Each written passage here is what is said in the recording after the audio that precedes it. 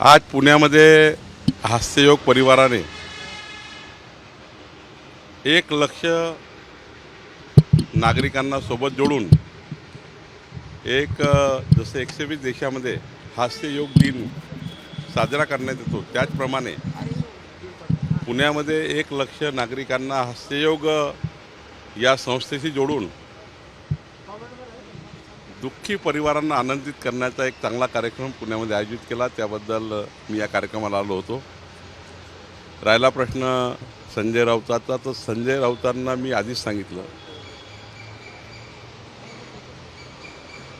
त्यांना टीका टिप्पणी करण्याव्यतिरिक्त काही दुसरी भाषा येत नाही. ज्या उद्धव ठाकरेच्या लोकांनी वक्फ बोर्ड सुधारणा विधेयकाचा विरोध करून अशा लोकांना पाठिंबा दिला की जे लोक खऱ्या अर्थाने ज्यांना आनंद होतो आहे, आणि आता तर उद्धव ठाकरे हे ज्या पद्धतीने किंवा संजय राऊत बोलतात आहे, माननीय प्रधानमंत्री मोदीजींनी खऱ्या अर्थाने त्यांना ते समजलंच नाही. मोदीजींना अजून त्यांना समजायला वेळ लागेल. म्हणजे संजय राऊत वगैरे तर हे फार छोटे आहेत, पण मोदीजींना समजायला संजय राऊतांना आणि उद्धवजींना आणि त्यांच्या जे पिलावळ आहे त्यांना वेळ लागणार आहे.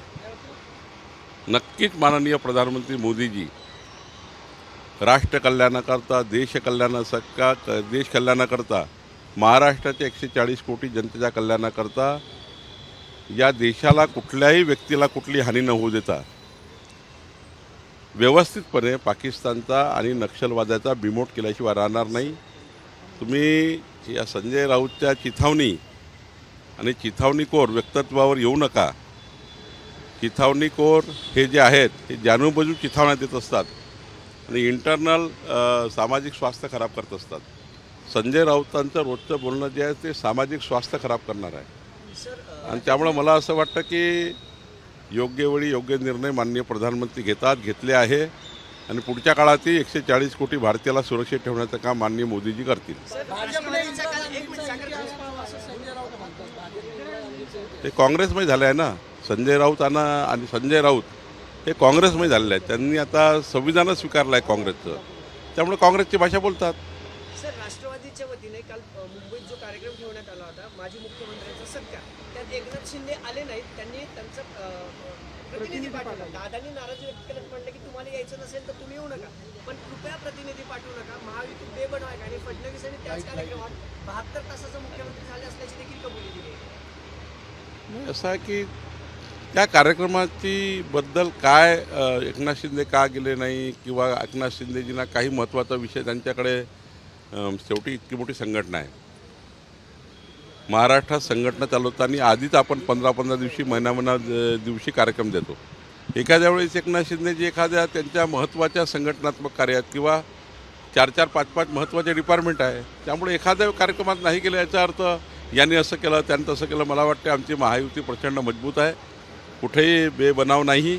आणि आमची महायुती आम्ही तिघंही म्हणजे देवेंद्रजी, एकनाथजी आणि अजितदादा हे एकत्र भावासारखे काम करतात आहे. मी तर त्याचं साक्षी आहे. त्यामुळे मला वाटतं की हे तयार केलेलं चित्र आहे. हे चित्र तयार करून महाराष्ट्रामध्ये काहीतरी एक विचित्र वातावरण निर्माण करण्याचा प्रयत्न करतात. संजय शिरसाट यांच्या खात्याचा निधी जो आहे तो वळवण्यात आलाय.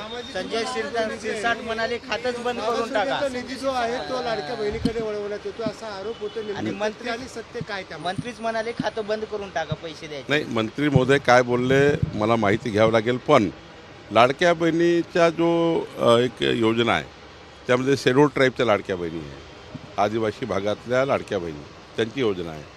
सामाजिक न्यायामधल्याही विविध खात्यामध्ये जसं सामाजिक न्यायाचे जेवढे जाती आहेत त्यांच्यामध्ये लाडक्या बहिणी आहे. त्यामुळे काही क्वांटम थोडा सामाजिक न्यायाचा, काही क्वांटम आदिवासी भागाचा, काही क्वांटम महिला बालकल्याणचा, काही क्वांटम याचा. शेवटी एखादी योजना जेव्हा राज्य म्हणून आपण चालू करतो तेव्हा ती योजना राज्याने चालवायची असते. राज्य हे काही कोणी सामाजिक न्याय, महसूल असं वेगवेगळं जरी आम्ही काम करत असलो तरी जेव्हा सामूहिक निर्णय होतात ते सामूहिक निर्णय सर्वच खात्यांना बंधनकारक असतात. त्यामुळे सर्वच समाजाच्या, सर्व धर्माच्या त्या ठिकाणी लाडक्या बहिणी आहे. त्यामुळे थोडा क्वांटम जर घेतला असेल तर मला वाटतं संजय शिरसाटशी मी बोलेल, मला पूर्ण माहिती नाही, पण संजय शिरसाट काय बोलले याबद्दलचं मी त्यांच्याही चर्चा करेन.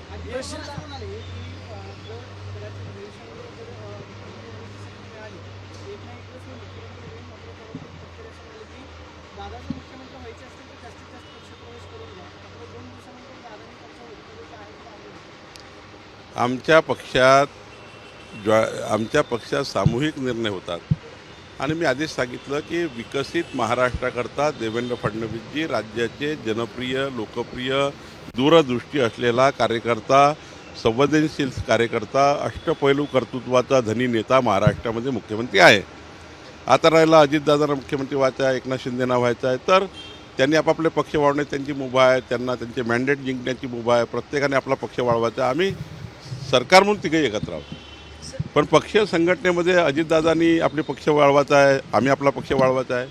आणि हे साहजिक मी मागेही सांगितलं की भारतीय जनता पार्टीच्या लहान कार्यकर्त्याला वाटतं आता 1.5 कोटी आमची मेंबरशिप झाली आहे, 1,50,00,000 सदस्य संख्या असलेली भाजप, आता 1,50,00,000 सदस्यांना विचाराल तर मुख्यमंत्री कोण सांगेल?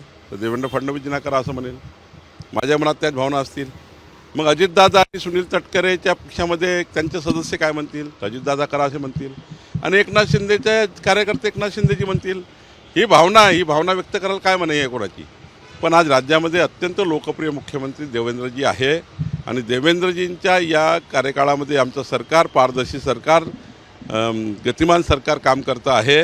त्यामुळं आज शेवटी पक्ष वाढवण्याकरता काही भूमिका मांडाव्या लागतात, त्या मांडल्यात त्यात काय हरकत आहे? पुरंदर विमानतळाच्या भूसंपादनावेळी मोठा राडा झालाय, एक महिला मयत सुद्धा झाल्याची माहिती आहे आणि पोलिसांनी नागरिकांना, शेतकऱ्यांना बेदम त्या ठिकाणी झोडपले. सर, अनेक नागरिक, तिथले स्थानिक गावकरी जखमी. काही विकास करत असताना काही जमिनी संपादन करावे लागतात. शेवटी पुरंदरचं विमानतळ पश्चिम महाराष्ट्राचं, पुण्याचं संपूर्ण इंटरनॅशनल लेवलचं पुणे हे निर्माण करणारं एक मोठं विकासाचं एक स्थान आहे. आणि विमानतळ झालं पुरंदरचं, ज्या पद्धतीचं डिझाईन केलं गेलं आहे पुरंदर विमानतळाचं, ते डिझाईन जर तुम्ही बघाल तर तुमच्यासारखा सर्वसाधारण पत्रकार किंवा संपादकही म्हणेल की झालंच पाहिजे. आता यामध्ये जर काही प्रश्न असतील, आता मी भूसंपादनाचा मंत्री आहे, जर काही प्रश्न असतील त्यांनी मला सांगितलं आमच्या जमिनीचे रेट कमी लागले, आम्हाला जमिनीचे रेट वाढवून द्या, किंवा अजून काही त्यांचे प्रश्न असतील, त्यांच्या मुलांना येणाऱ्या विमानतळाच्या त्या ठिकाणी नोकरीचा काही संबंध असतील, काही प्रश्न असतील त्यांनी माझ्यासमोर मांडले किंवा मुख्यमंत्र्यांसमोर मांडले किंवा अजित पवारांसमोर मांडले, ते सुटू शकतात. पण शेतकऱ्यावर लाठीचार्ज होणे, शेतकऱ्याचा जीव जाणे हे काही मान्य नाही आहे. जर त्यांचे काही प्रश्न असतील आणि माझ्यासमोर आलं असेल तर मी त्या ठिकाणी प्रश्न सोडण्याचा प्रयत्न करेल, भूसंपादन मंत्री म्हणूनही प्रयत्न करेल आणि गरज पडली तर मुख्यमंत्र्याकडे बैठक लावू. गरज पडली तर मुख्यमंत्र्याकडे बैठक लावू. अमरसिंह पाटील जे आहेत आणि घोटाळे केले होते, सध्या फरार आहेत, अजून पोलिसांच्या हाती लागत नाही. मी मागेच सांगितलं होतं, जेव्हा मी जमाबंदी आयुक्त कार्यालयात, तर आधी चाललो आहे मी, आमच्या जमाबंदी आयुक्त कार्यालयामध्ये काही असे बसलेले आहेत 50-50 वर्षापासून, 20-20 वर्षापासून, पाटीलसारखे, मोरेसारखे, त्यांचा मी शोध घेणार आहे. कुठेही फरार असेल आम्ही त्याला निलंबित तर केलंच आहे, उद्या मी बळतरफही करील पुढच्या वेळी. आणि आम्ही ठरवलं आहे आमच्या सरकारमध्ये हे जे आहे मोजणीकरता पैसे घेणे, मुद्रांकन नोंदणीकरता पैसे घेणे, आता तर आजपासनं या राज्यामध्ये आपल्यासाठी माझी विनंती आपल्याला आहे, सर्वात महत्त्वाची बातमी काय, या राज्यामध्ये आजपासनं 1 डिस्ट्रिक्ट 1 रजिस्ट्रेशन सुरू झालं आहे. 1 डिस्ट्रिक्ट 1 रजिस्ट्रेशन ही महत्त्वाची आज राज्याकरता आनंदाची बातमी आहे. एका जिल्ह्यामध्ये कुठली नोंदणी करायची असेल, म्हणजे मुळशीची करायची असेल तर तुम्ही चिंचवडमधून करू शकता, पुण्यातल्या कुठल्याही नोंदणी कार्यालयात जायची गरज नाही, कुठल्याही नोंदणी कार्यालयातनं कुठली नोंदणी करू शकता. आता जिल्हा एक युनिट झाला आहे नोंदणीचं. आज महाराष्ट्राकरता आम्ही एक सेवा दिली आहे, 1 डिस्ट्रिक्ट 1 रजिस्ट्रेशन. आता 1 डिस्ट्रिक्ट 1 रजिस्ट्रेशन आलेलं आहे. ही राज्याकरता अत्यंत महत्त्वाची बातमी. माझी विनंती आपल्याला आहे, काही सांगायचं असेल लोकांना हे सांगा. आणि पुढच्या काळात 1 स्टेट 1 रजिस्ट्रेशन, म्हणजे नागपुरात जर एखादी मालमत्ता घेतली असेल तर पुण्यावरनं नोंदणी करता येईल. आणि फेसलेस, नो फेस, तुमच्या आधार कार्डचा फेसही आम्हाला भरपूर आहे. त्यामुळं हे जे देवेंद्र फडणवीस सरकार निर्णय घेत आहे हे महत्त्वाचे निर्णय आहे. आणि त्यामुळं हे जे पाटील आहे, असे पाटील राज्यात एकच नाही आहे, असे पाटील राज्यात अनेक आहेत. त्यांना सर्वांना अँटी करप्शन आणि आमचं सर्व विभाग शोधते आहे. आणि ज्यांनी ज्यांनी भ्रष्टाचार केला नोकरीवर असताना त्यांची मालमत्ता काय होती आणि आत्ता काय होती. आम्हाला स्वतःला म्हणजे जर मी माझ्या उमेदवारीचा फॉर्म भरताना प्रत्येकाला आपली मालमत्ता डिक्लेअर करावी लागतं, प्रत्येकाला मालमत्ता डिक्लेअर करावी लागते राजकारणात काम करणाऱ्या लोकांना.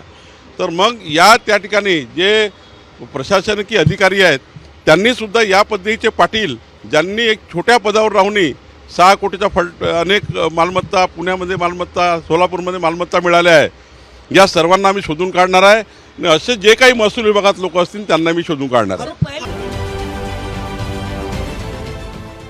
देश विदेशातील प्रत्येक घडामोडींचे लाईव्ह अपडेट मिळवण्यासाठी आता साम टीव्हीच्या सर्व सोशल मीडिया प्लॅटफॉर्मला लाईक, फॉलो आणि सबस्क्राईब करा. तसंच सर्व नोटिफिकेशनसाठी बेल आयकॉन प्रेस करायला विसरू नका.